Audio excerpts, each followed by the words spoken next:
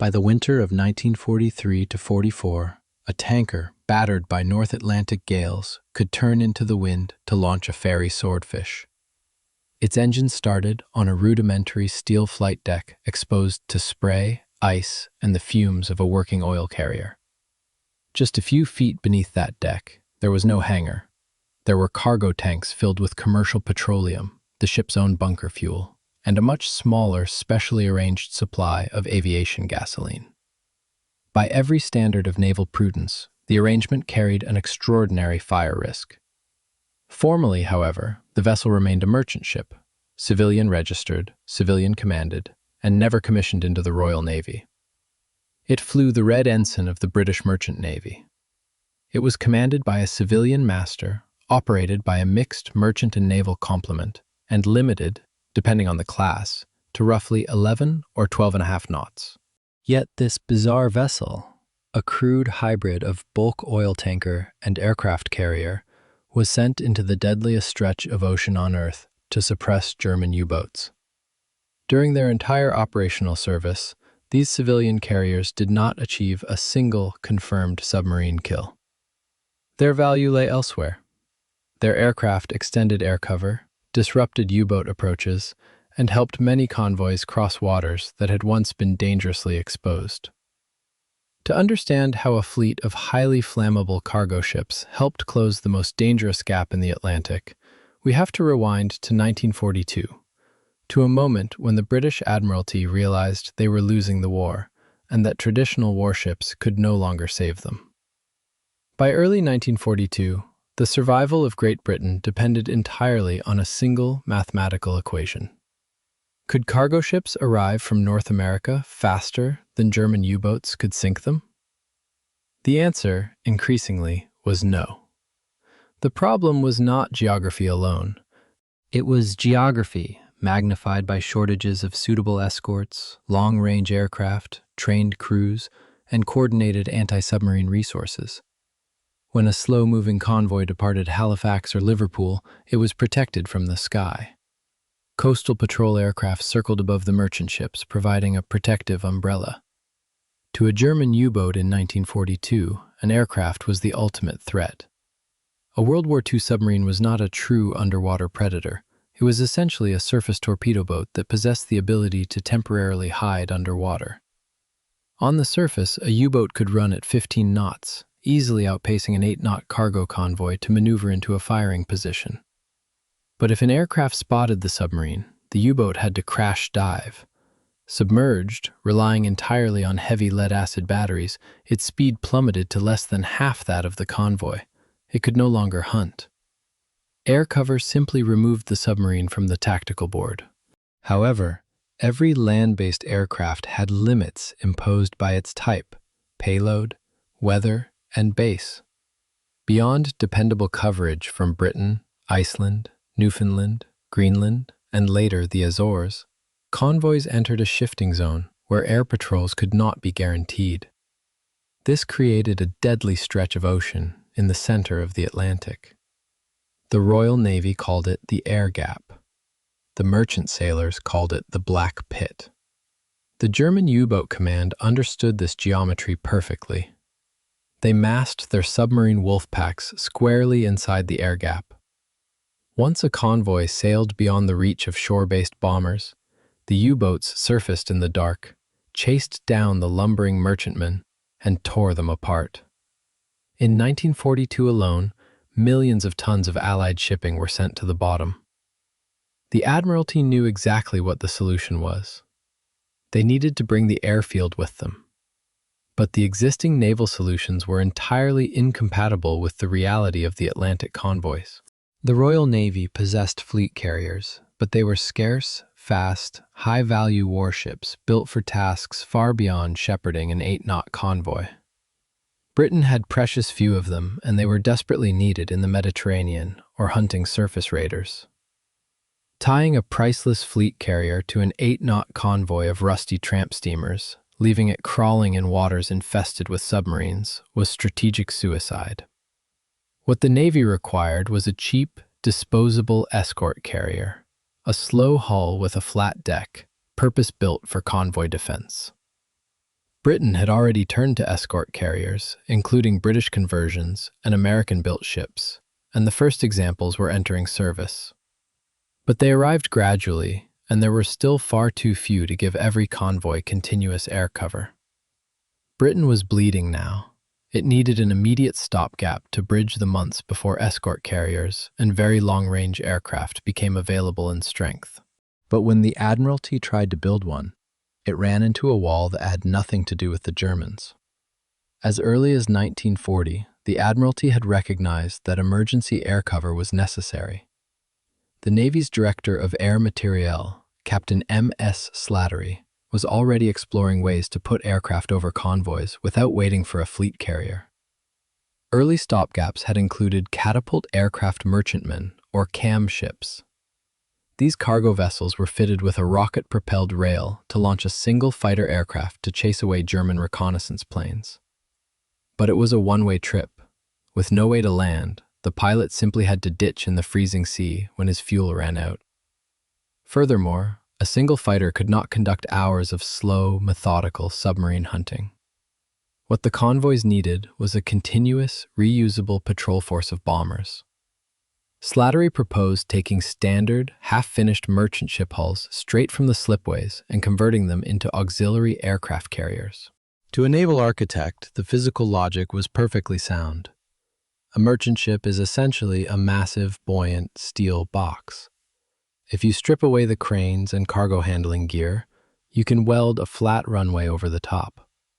But a flight deck alone does not make a functional aircraft carrier. The technical problem lay in the difference between displacement weight and internal volume. A merchant hull could easily support the weight of a few airplanes. But to operate a squadron in the North Atlantic, the Navy required a hangar deck to protect the fragile machines from the weather. They needed elevators to move them. They required massive, heavily protected internal compartments for volatile aviation fuel, torpedoes, depth charges, and the additional quarters required for hundreds of specialized aviation personnel. To fit a hangar and magazines inside a merchant hull, designers had to gut the ship's internal architecture. The steel bulkheads that normally held thousands of tons of Canadian wheat or Venezuelan oil had to be ripped out to create the cavernous spaces required for military operations. By the time the conversion was finished, the ship was a highly capable auxiliary warship. But its cargo capacity had dropped to absolute zero. This was where Slattery's proposal collided with an immovable institutional wall: the Ministry of Supply. The ministry was responsible for keeping the British war economy alive. By 1942, the nation was bleeding merchant tonnage at an unsustainable rate. Rations were tightening, factories were starved of fuel. The government simply could not afford to voluntarily subtract large, capable cargo vessels from the import register. The situation created a brutal strategic paradox. The entire purpose of deploying an aircraft carrier in the Atlantic was to ensure that bulk imports safely reached British ports. But if the Admiralty confiscated bulk cargo ships and gutted their holds to build those carriers, they were artificially shrinking their own supply line. If they converted enough ships to successfully protect the fleet, Britain would run out of fuel and grain anyway. By destroying the cargo holds to save the ship, the Royal Navy would essentially be doing the U-boat's job for them. Faced with this arithmetic, supply and transport authorities resisted any scheme that would remove scarce cargo holds from trade. The objection was not a simple, permanent ban, but a hard institutional demand. Any emergency carrier had to preserve as much import capacity as possible. The Admiralty and the civilian departments remained locked in negotiation, while ships continued to burn in the air gap. The logic seemed inescapable. The Navy could not strip away the cargo space it was trying to protect, and the convoy still needed aircraft overhead. The deadlock began to break only when naval planners, civilian officials, shipbuilders, and one especially forceful Scottish industrialist converged on a different kind of ship. Sir James Lithgow was not an admiral. He was one of Britain's most powerful shipbuilders, and as controller of merchant shipbuilding and repair, a central advocate for keeping the cargo fleet in service while adapting it for war. Lithgow recognized that the deadlock over Slattery's conversion plan was essentially a dispute over legal definitions. If the Ministry of Supply refused to allow a cargo ship to become a warship, Lithgow proposed a radical alternative. The vessel would not become a warship. It would remain exactly what it was. Instead of taking a merchant ship and gutting its internal architecture to create hangars and magazines, Lithgow proposed leaving the vast internal cargo holds completely intact. The shipyards would simply erect a lattice of steel pillars rising above the main deck and weld a flat runway across the roof of the ship. The vessel would carry its full, life-saving load of grain or oil in its belly and launch aircraft from its crown. It would be a true dual-purpose hybrid. But this physical compromise immediately triggered a massive jurisdictional nightmare. By every tradition of the sea, a vessel operating armed combat aircraft was a warship. The Admiralty insisted that any such ship must be commissioned into the Royal Navy, fly the white ensign, and be commanded by a naval officer. However, if the Royal Navy officially requisitioned the ship, naval regulations would apply. The vessel would be subject to military manning rules, severely complicating its ability to load, transport, and discharge commercial bulk cargo at civilian docks. Furthermore, the powerful merchant sailors' unions and the Board of Trade absolutely refused to surrender civilian cargo operations to military control. Lithgow used his immense industrial authority to force a workaround. He helped broker an administrative compromise that allowed a merchant ship to carry and operate naval aircraft without being commissioned as a Royal Navy warship.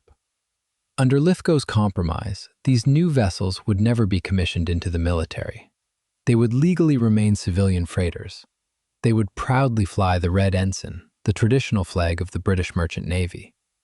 The man in command of the vessel would not be a Royal Navy captain, but a civilian master. The ship would be sailed, navigated, and maintained by civilian merchant sailors on standard civilian pay, operating under standard trade union rules. The naval component signed on as supernumeraries rather than taking command of the merchant vessel. It was no token party.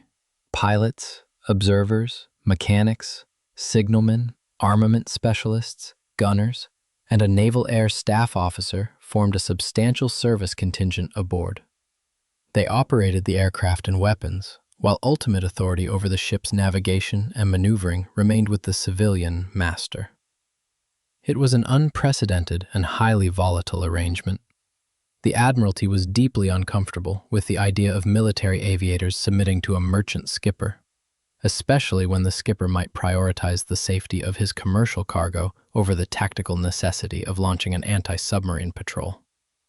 But Lithgow presented the dual command structure as the only way forward. Later accounts credit Lithgow with sketching the concept on the back of an envelope and offering ships under construction to prove it could work. But the design was refined by naval and civilian specialists, and the first program was spread across several yards, including Burnt Island and William Denny. Faced with the daily slaughter of the convoys in the air gap, the opposing ministries finally signed off. The merchant aircraft carrier, or MAC ship, was born. Lithgow had his political compromise. Now, the shipyards actually had to figure out how to build an aircraft carrier on top of a floating fuel tank. Sir James Lithgow was not merely a political negotiator. He possessed the industrial empire to deliver exactly what he had promised. Almost immediately after the bureaucratic loophole was approved, shipyards across Britain, prominently including his own facility, Lithgow's Limited, on the River Clyde, alongside the Burnt Island Shipbuilding Company, began translating the paper compromise into steel. The naval architects at these yards were handed a brief that completely inverted standard warship design. A traditional aircraft carrier was designed around its aviation facilities, with the hull shaped to support hangars, massive defensive weaponry, and high-speed engines. The MAC ship designers had to work backward. They were given an existing, slow-moving cargo hull and ordered not to touch its vital internals. For the bulk grain ships, designers accepted a real sacrifice. A compact hangar and aircraft lift were built into the afterholds, reducing grain capacity by almost 30%. The tanker Max followed a different compromise. Because a hangar would have demanded extensive structural alterations, their aircraft remained on deck. Even so, aviation fuel stowage, accommodation, magazines, and other changes reduced cargo capacity by roughly 10%. Preserving most of the oil remained the overriding engineering demand. The internal architecture of a tanker consists of cargo tanks, divided by longitudinal and transverse bulkheads, linked by dense networks of pumps, pipes, and vents designed to carry liquids safely at sea. Cutting a massive square hole through these bulkheads to install an aircraft elevator would destroy the structural integrity of the hull and drastically reduce the oil volume. The choice was stark: keep the oil or have a hangar. The designers chose the oil. As a result, tanker Max were built with absolutely zero internal storage for aircraft. The shipyards simply erected a steel superstructure above the pipework and welded down a flat flight deck measuring just over 460 feet long and 62 feet wide.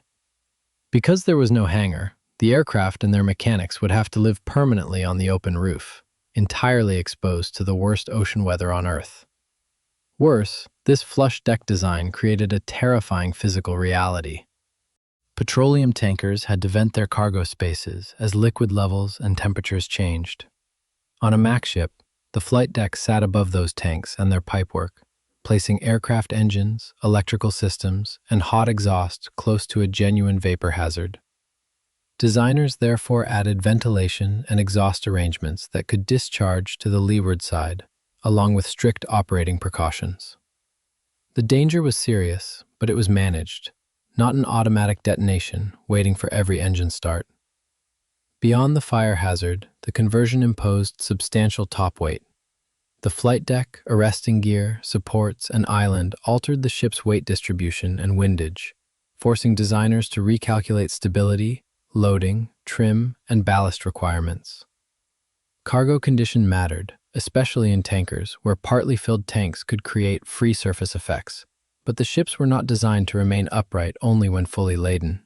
At sea, their narrow merchant hulls, low speed, and exposed decks could produce difficult motion in heavy weather, turning every launch and landing into a contest with pitch, roll, spray, and wind. Lithgow's shipyards had delivered a masterclass in crude, brutal efficiency. The tanker Mac preserved 100% of its strategic fuel import capacity while carrying bombers on its roof. But as an aviation platform, the tanker Mac was restricted by standard merchant engines to a crawling 11 knots. Modern, heavy fighters would simply fall off the end of the short deck. To make the ship work, they needed a very specific, very old machine. When the first Fleet Air Arm pilots arrived to conduct flight trials in the spring of 1943, the practical consequences of that limitation became immediate. To launch an aircraft, a ship must generate artificial wind. An airplane flies based on the speed of the air moving over its wings, not its speed over the ground. The minimum speed required to keep the aircraft from falling out of the sky is called its stall speed. If a modern heavy fighter requires 90 knots of airspeed to avoid stalling, a true fleet carrier can sprint at 30 knots into a 10-knot natural headwind. This creates 40 knots of wind over the deck before the aircraft begins its own takeoff run. An enormous advantage, although not a literal fraction of the lift required, because aerodynamic lift rises with the square of airspeed. But a Max ship was a bulk freighter. Its standard civilian engines were designed for economical hauling, not sprinting. Wide open, a Max ship maxed out at 11 knots. In calm air, the ship generated only its own 11 or 12 knots of relative wind over the deck, far less than a fleet carrier could create. A modern monoplane fighter, such as the Seafire or Wildcat, was poorly suited to routine Mac operations. The deck was short, the ship was slow, storage was minimal, and the anti-submarine mission demanded endurance rather than speed. A martlet was successfully trial-landed on the tanker Mac Amastra, proving that the problem was operational practicality, not simple aerodynamic impossibility. The designers could not change the speed of the ship. Therefore, the Admiralty had to find an aircraft that could fly at the speed of a bicycle. The solution was a machine that, by 1943, was considered entirely obsolete for fleet combat, the ferry Swordfish. Affectionately known as the string bag, the Swordfish was a biplane out of a bygone era. It was constructed of a metal frame wrapped in doped canvas fabric. Its open cockpit exposed the three-man crew to the elements, and its two massive, unaerodynamic wings generated immense drag, severely limiting its top speed. In a contested airspace, a Swordfish was practically a stationary target for enemy fighter planes. But out in the mid-Atlantic air gap, there were no enemy fighter planes, and the same wing area and low-speed handling that made it slow also made it extraordinarily well suited to a short, moving deck. The ship's own speed and any natural headwind reduced the speed the Swordfish had to build across the deck, allowing it to take off in a remarkably short run under suitable conditions. On return, it could approach at very low speed and, in a strong headwind, appear almost motionless relative to the moving deck before its tailhook caught the arrestor wires. Despite its antique appearance, the Swordfish was a highly capable submarine hunter. It could carry depth charges, drop flares for night operations, and was being fitted with air-to-surface radar to detect submarines in the dark. It possessed the endurance to circle a convoy for hours, and its rugged fabric and tube construction made it surprisingly durable. The theoretical pieces were in place: a civilian hull, a steel roof, and an obsolete biplane. In the spring of 1943, as MV Empire McAlpine completed trials and began operational service, the theory met the freezing reality of the North Atlantic. For crews aboard the tanker Max, that reality was a daily nightmare of exposure. In North Atlantic winter weather, maintenance crews worked on the exposed pitching deck against ice, salt spray, and bitter cold. Even routine servicing became slow and punishing, while heavier repairs demanded whatever shelter and favorable conditions the ship could provide. Open flames and certain electrical tools were forbidden, further restricting maintenance on the exposed deck. But the brutal weather was not the only point of friction. The bureaucratic loophole that allowed the ships to exist now manifested as a tense operational reality on the bridge. Each launch or recovery required the ship to turn into the prevailing wind, a maneuver that could pull it out of station or away from the convoy's course. The master retained final authority over navigation, while the naval air staff officer controlled the flying. In practice, every launch became a negotiated balance between weather, convoy orders, submarine risk, and the need for air cover, not a routine battle between a cautious merchant sailor and reckless aviators. When the master turned into the wind and the Swordfish lifted off, the aircraft executed their intended role. The daily routine involved grueling, continuous daylight patrols. With only 3 or 4 aircraft aboard, the small fleet air-arm detachments rotated relentlessly, circling the convoy in wide arcs. Their primary goal was not necessarily to destroy the enemy. It was to force them down. Forced below, a U-boat could still attack if already well positioned, but its reduced speed, endurance, visibility, and freedom to maneuver sharply limited its ability to overtake and reposition against the convoy. Through this relentless aerial presence, the Mac ships provided the protective umbrella the air gap had been missing. Their aircraft made thousands of patrol sorties, reported contacts, and attacked U-boats on roughly a dozen occasions. Some attacks were assessed as damaging, but the records do not support dozens of depth charge strikes or a constant stream of sightings. By late 1944, the Allied anti-submarine system had grown far stronger. Escort carriers, many themselves converted from merchant hulls, had been operating since 1942 and 1943, while very long-range aircraft, support groups, radar, intelligence, and stronger escorts steadily expanded coverage. These were true commissioned warships, faster and far more capable than Mac ships, but they were not uniformly purpose-built, armored, or equipped alike. The decisive strategic turn had already come in May 1943. By late 1944, the Allies were consolidating a victory won through many converging systems. The Mac ship remained useful, but the emergency that had created it was receding. With the arrival of the fully naval carriers, the historical verdict on the merchant aircraft carrier could finally be calculated. By the traditional metrics of naval warfare, the MAC ships were entirely unimpressive. Across roughly 4,000 operational sorties, most of them patrols rather than attacks, the Fleet Air Arm achieved no confirmed submarine kill from a MAC ship. If the goal of a warship was to destroy the enemy, the civilian hybrid was a failure. But the MAC ships had never been built to destroy the enemy. They had been built to protect the cargo, and by that absolute metric, they achieved perfection. In the nearly 2 years that the 19 civilian hybrids operated in the North Atlantic, they escorted hundreds of slow-moving convoys through the most dangerous waters on Earth. The record was not perfect. Merchant ships and escorts were lost from several convoys in which MAC ships sailed, including the combined battle around ONS-18 and ON-202.